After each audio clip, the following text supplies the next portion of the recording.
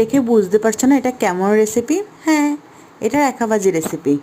তোমরা যদি আমার সব ভিডিও দেখতে চাও তাহলে আমার চ্যানেলটাকে একটু সাবস্ক্রাইব করে দাও। প্রতিদিনই তোমাদের জন্য আমি নতুন নতুন রেসিপির ভিডিও নিয়ে আসব। কি মিথ্যে বলছে মনে হচ্ছে? মোটেও না। একটু সাবস্ক্রাইব করে দেখো না, লাইক করো, কমেন্ট করো, শেয়ার করো, দেখবে আমিও অ্যাক্টিভ থাকবো। দেখলা আমি কিভাবে রেখাটা ভাজি করছি? হ্যাঁ, আমি এভাবেই করি। আমার রান্না কিন্তু অনেক টেস্ট হয়। যারা যারা আমার রান্না দেখো তারা তারা আমার মতন একটু ট্রাই করো, দেখবে তোমাদের রান্নাও টেস্ট হবে। এটা কিন্তু মিথ্যে না, এটা একদম সত্যি। যারা যারা খেয়েছে এখন পর্যন্ত কেউ না করতে পারেনি।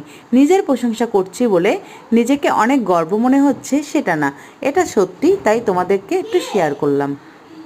তো বন্ধুরা এভাবে একটু রেখাভাজি করো তো।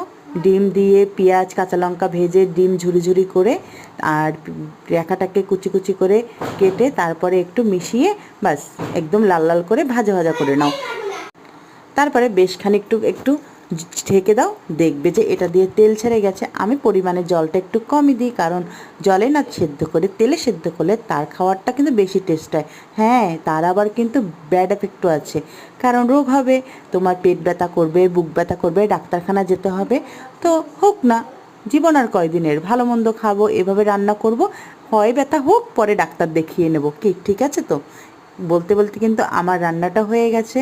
আর দেখো, এখন আমি একটু সামান্য চিনি দিয়ে নামিয়ে নেব। এভাবেই আমি রেখাভাজি করি। তোমরা কে কীভাবে রান্না করো অবশ্যই বলবে।